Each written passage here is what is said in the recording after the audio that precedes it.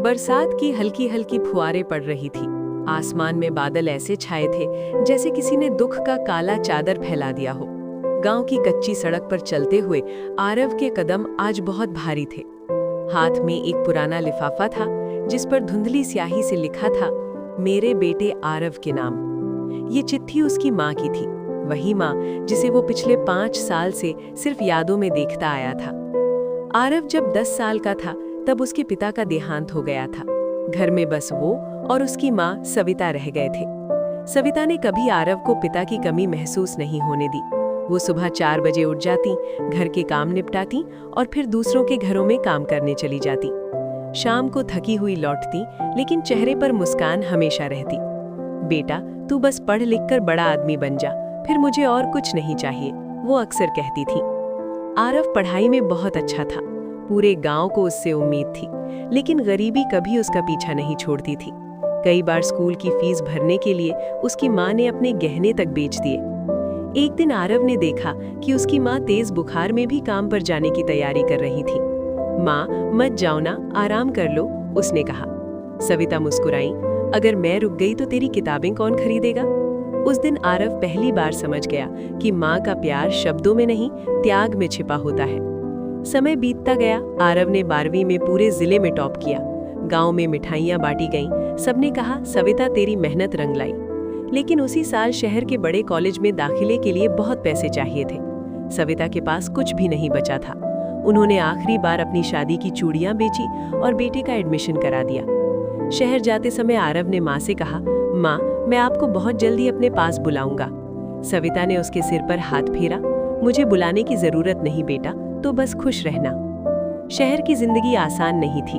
किराया, खाना, किताबें, सब कुछ महंगा था। आरव पार्ट टाइम काम भी करने लगा। धीरे धीरे पढ़ाई का दबाव और काम का बोझ उसे चिड़चिड़ा बना रहा था। माँ रोज फोन करती, खाना खाया? हाँ माँ। थक मत जाना बेटा। माँ, मैं बच्चा नहीं हूँ। कई बार वो झुंझला जाता। उसे लगता माँ उसकी परेशानियां समझ नहीं पा रही। एक दिन माँ ने कहा, बेटा, तबीयत ठीक नहीं है, लेकिन तू चिंता मत करना। आरव उस समय एक इंटरव्यू की तैयारी में लगा था। उसने जल्दी से कहा, माँ, बाद में बात करता हूँ, और फोन रख दिया। उसे क्या पता था कि वो आखिरी बार माँ की आवाज सुन रहा है। 2 दिन बाद पड़ोसी का फोन आया, बेटा, तुम्हारी माँ की तबीयत बहुत खराब है, जल्दी आ जाओ। आरव भागता हुआ गांव पहुंचा, लेकिन तब तक बहुत देर हो चुकी थी। माँ जा चुकी थी, हमेशा के लिए। उस दिन उसे पहली बार समझ आया कि दुनिया की सबसे बड़ी डिग्री भी माँ के आंचल से बड़ी नहीं होती। घर के कोने कोने में माँ की खुशबू बसी थी। उनकी पुरानी साड़ी, चश्मा, रसोई में रखा चूल्हा, सब कुछ उसे देख रहा था, जैसे सवाल कर रहा हो, अब क्यों आया?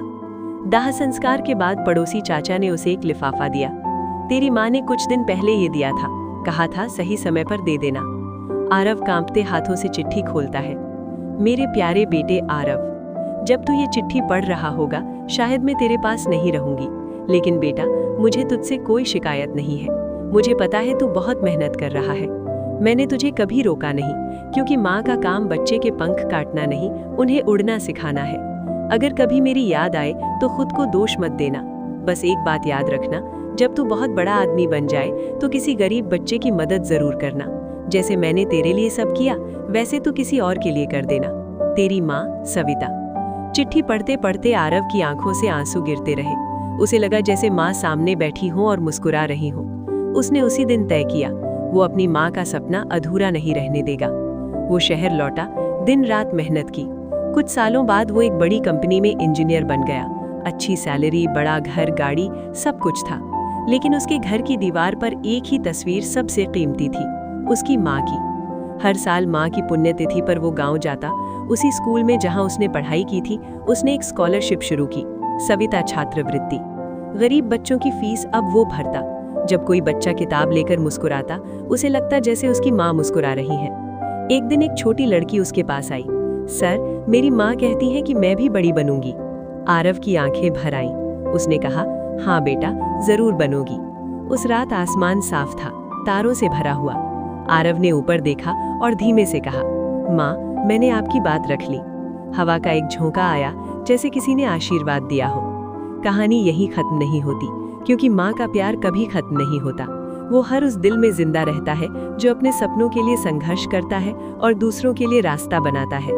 आरव ने सीखा, पछतावा जिंदगी को बदल नहीं सकता, लेकिन संकल्प भविष्य बदल सकता है। और माँ हमेशा हमारे साथ रहती है, यादों में, दुआओं में और हमारी हर सफलता में।